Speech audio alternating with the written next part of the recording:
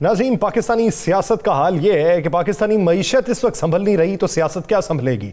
पंजाब और खैबर पख्तूनख्वा में अभी तक नई हुकूमत बनाने का ऐलान तो हो गया, निगरान काबीना तो लग गई, लेकिन उसके बावजूद भी इतने दिन बीत गए। पाकिस्तान तहरीक इंसाफ बारहा कह चुकी, इलेक्शन कमीशन ने भी खत लिख दिया, लेकिन गवर्नर की जानिब से इंतखाबात की तारीख का ऐलान न किया गया। दूसरी जानिब ज़िमनी इंतखाब के शेड्यूल को जारी कर दिया गया है। पाकिस्तान के 33 हल्कों में जो कौमी असम्बली की नशिस्तें हैं उसमें ज़िमनी इंतखाब का शेड्यूल जारी हो चुका है। पाकिस्तान के अंदर महंगाई इस नहज तक पहुंच चुकी है कि डॉलर डीकैप होने से 2 दिनों के अंदर ही डॉलर की कीमत में 31 से 34 रुपए का इजाफा हुआ है। रुपया मजीद तनज़्ज़ुली का शिकार होता जा रहा है। पाकिस्तान में बेहतरी किस तरीके से आएगी, मौशी गिरावट बढ़ती जा रही है। राना साहब की तरफ बढ़ते हैं। राना साहब, क्या समझते हैं, पाकिस्तान के अंदर इतनी महंगाई अगर उरूज पा जाएगी तो जवाल फिर किसको होगा, कौम को, रियासत को, किसको? बिस्मिल्लाहिर्रहमानिर्रहीम, अस्सलातु वस्सलामु अलैका या सय्यदी या रसूलल्लाह, अस्सलातु वस्सलामु अलैका या सय्यदी या हबीबल्लाह। या सर, एक चीज़ तो बड़ी क्लियर है, ये नुकसान रियासत को भी होगा, ये नुकसान पाकिस्तानी अवाम को भी होगा, और इस नुकसान के बाद जो तूफ़ान आएगा उस तूफ़ान को कोई भी संभाल नहीं सकेगा। वो तूफ़ान होगा अवामी नफ़रत का, वो तूफ़ान होगा अवामी इंकलाब का, वो खामोश इंकलाब जिसको लीड कोई नहीं करेगा, कोई सियासी जमात लीड नहीं करेगी, जो आम आदमी लेकर आएगा, जिसका बच्चा भूख से मर रहा होगा, जिसको 2 वक्त की रोटी नहीं मिल रही होगी, जिसके लिए डेथ सर्टिफिकेट की कीमत भी 1300 रुपया हो गई है 300 से, जिसको पता होगा कि मेरे पास 5000 रुपया जो है वो 1000 से भी कम उसकी मालियत रह गई है, जब जिसको पता होगा कि मेरे पास पहनने के लिए कपड़े नहीं है, जिसको पता होगा कि अब इस पाकिस्तान के अंदर सवाए भूख के कुछ नहीं है, जब वो देखेगा कि अमीरों के बच्चे जो हैं वो 5 स्टार होटलों में जा रहे हैं, जब वो देखेगा कि बड़ी बड़ी गाड़ियों में सियासतदान उनके बच्चे, और गाड़ियों के अंदर उनके महंगे कुत्ते जो हैं वो हैं, जब उनके जानवर अच्छा खाना खा रहे होंगे और गरीब का बच्चे को नवाला नहीं मिल रहा होगा, तो यासर फिर इंकलाब आएगा। वो इंकलाब आएगा खामोश इंकलाब जिसे कहते हैं, अवाम लेकर आती है, उससे रियासत का भी नुकसान होगा, उससे अवाम का अपना भी नुकसान होगा। इनका क्या है, मुख्तलिफ सियासतदान टिकटें पकड़ेंगे, पाकिस्तान से बाहर भाग जाएंगे। पाकिस्तान से किसको कितनी मोहब्बत है ये तो मुझे बताए ना। इस वक्त मौजूदा हालात में आइन की पासदारी आपने भी अभी वज़ीर ख़ज़ाना की गुफ्तगू सुनी है, मैंने भी सुनी है। वज़ीर ख़ज़ाना की पहले दिन की गुफ्तगू निकाल के रखते, वो दिखाते जब उन्होंने कहा था डॉलर नीचे आएगा, मैं चाहे आसफ जरदारी की भी वो दिखाते कि उस आसफ अली जरदारी ने कहा था हमारी हुकूमत आएगी तो डॉलरों का ढेर लग जाएगा। बिल्कुल ढेर लग गया है, लेकिन कहाँ पे, उनके घरों में, उनके पाकिस्तान से बाहर अकाउंट्स में, उनके पाकिस्तान से बाहर जो मालियाती इदारे उन्होंने बना रखे हैं वहाँ पे लग गया है, यहाँ पे नहीं लगा। यहाँ पे गुर्बत छा गई, यहाँ पे अवाम को धक्के दिए गए, अवाम को गरीब दर करीब कर दिया गया। आटे की लाइन में लगने वाले आटा तो नहीं मिलता लेकिन मौत लेकर जाते हैं। यहाँ पर लोग खुदकशियाँ करने पर मजबूर हो गए हैं। आपको मैं एक खबर दूँ यासर, ये आप देख लें, आपको पता है 75% स्कूलों में, 75% स्कूलों में बच्चों की तादाद 25% कम हो गई है। 25% बच्चों को स्कूलों से उठा लिया गया है। क्यों? वालिदैन फीस नहीं दे सकते, किताबों के खर्चा नहीं उठा सकते, बच्चों को स्कूल नहीं भेज सकते, किस तरह भेजे वो? भाई आज डॉलर जिस कीमत जगह पहुंच गया है, ये इसहाक डार साहब जो वादा करके आए थे, जिस वाक़े जो तकरीर फरमाई थी, और उसके बाद हमारे बहुत से लोगों ने कहा था बड़ी माशियत ये कमाल की होगी, अब किधर चले गई है? लेकिन राना साहब, उसके लिए जब आर्टिफिशियल आपने डॉलर को रोकना हो तो उसके लिए आपके ज़र मुबादला में भी तो ज़खायर मौजूद होने चाहिए ना। बैंक से निकाले, मार्केट में इन्वेस्ट करें, अब तो वो भी नहीं है, तो उनके पास कोई चारा ही नहीं था। दावे तो कर आए लेकिन कार्टलाइजेशन ना रोक पाए, यहाँ से जो अफगानिस्तान मुंतकिल होता वो ना रोक पाए, अब बैठ के अफगान ट्रांजिट के ऊपर गौर किया जा रहा है। मुझे एक बात तो बताएं, ये सारी चीज़ें उनके पहले इल्म में थी ना, ये उन्हें इल्म था ना, तो फिर क्यों नहीं किया, क्यों कैसे वादे किए?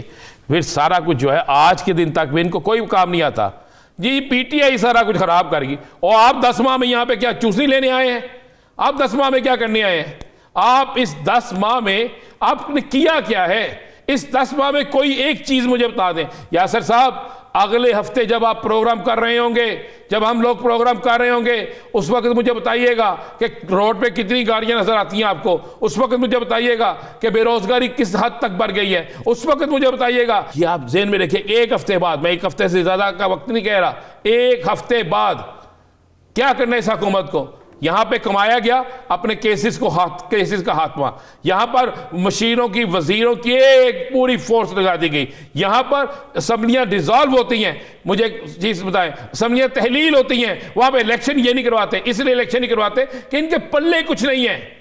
ये मरियम साहिबा सुबह आ रही हैं, क्या तकरीर करेंगी कि मेरे चचा की हुकूमत में आटा नायाब हो गया, मेरे चचा की हुकूमत में डॉलर महंगा हो गया, मेरे चचा की हुकूमत में लोगों को रोटी नहीं मिल रही, मेरे चचा की हुकूमत में पानी नहीं मिल रहा, मेरे चाचा की हुकूमत में सर्दियों में बिजली नहीं मिल रही।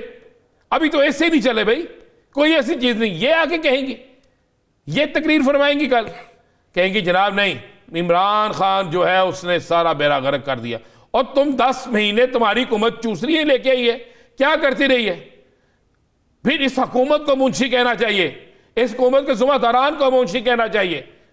यासर साहब ये क्या करते रहे 10 माह में? बताएं ना, 10 माह में सवाए मुल्क में महंगाई होगी जनाब, उसने गरीब साहब क्या समझते हैं, जब 2 सूबों के अंदर इंतखाबात की तारीख का ऐलान नहीं हुआ, तो ये जो ज़िमनी इलेक्शन होंगे यहाँ पे फिर कामयाबी कैसे मिलेगी? ये इसका शेड्यूल क्यों जारी करवाया गया? भाई इसलिए करवाया गया, ये एक ड्रामा कर रहे हैं, ये ड्रामा कर रहे हैं। बिल्कुल इनको कामयाबी नहीं मिलेगी, 1% नहीं मिलेगी। लेकिन इन्हें पता है वो इलेक्शन जो होंगे वो 3 माह के लिए, 4 माह के बाद असम्बली डिसॉल्व हो जानी है, वैसे टाइम पूरा हो जाना है, तो उसको चलने दें, कोई बात नहीं।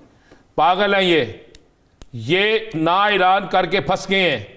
अब पाकिस्तान के कानून नाफज करने वाले इदारों का इम्तिहान है, अब पाकिस्तान की अदलिया का इम्तिहान है। देखते हैं अदलिया कानून की पासदारी करती है या किसको यहाँ मसालत होती है या कोई और रास्ता। अगर कोई और रास्ता है तो ख़त्म करें निगरान सेटअप भी सारा, पुरानी असम्बलियों को बहाल कर दे कि जनाब आइन कहता है कि जनाब अभी इलेक्शन नहीं हो सकते, मुल्क के हालात बेहतर नहीं है, लिहाजा पुरानी असम्बलियाँ बहाल कर दे।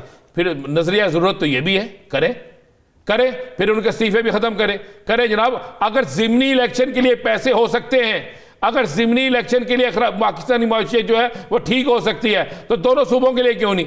इसलिए कि जनाब मुस्लिम लीग नून, पाकिस्तान पीपल्स पार्टी, उसके बाद मौलाना फजल रहमान, ANP, MQM, जितनी जमातें आप ले लें, उनकी तमाम जमातों के पल्ले कुछ नहीं है।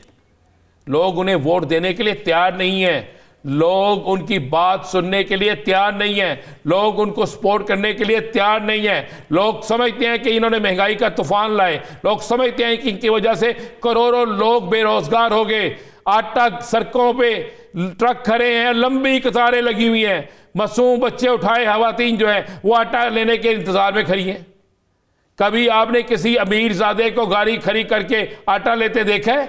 कभी आप इस तरह करें, आज के मेहमान जितने हमारे हो इनसे पूछना हम शुरू करें कि भाई बताएं भाई प्याज का क्या भाव है, चीनी का क्या भाव है, आटे का क्या भाव है, घी का क्या भाव है, दही का क्या भाव है, दूध का क्या भाव है? नहीं पता होगा, इसलिए नहीं पता होगा कि इनको जरूरत पेश नहीं आती। सियासतदानों को इन भावों का पता ही नहीं होता। इनको भावों का पता होता है, इनको उस भाव का पता होता है कि सियासत का क्या भाव है, टिकट का क्या भाव है, सेनेट के इलेक्शन का क्या भाव है। हाँ, मैं यही कह, इनको पता है कि सेनेट के इलेक्शन में वोट देने का भाव क्या है, इनको पता है अपना जमीन बेचने का भाव क्या है, इनको पता है अवाम को पागल बनाने का भाव क्या है, इनको पता है इलेक्शन में किसको खरीदने का भाव क्या है, अपने आप को बेचने का भाव क्या है, ये इनको पता है।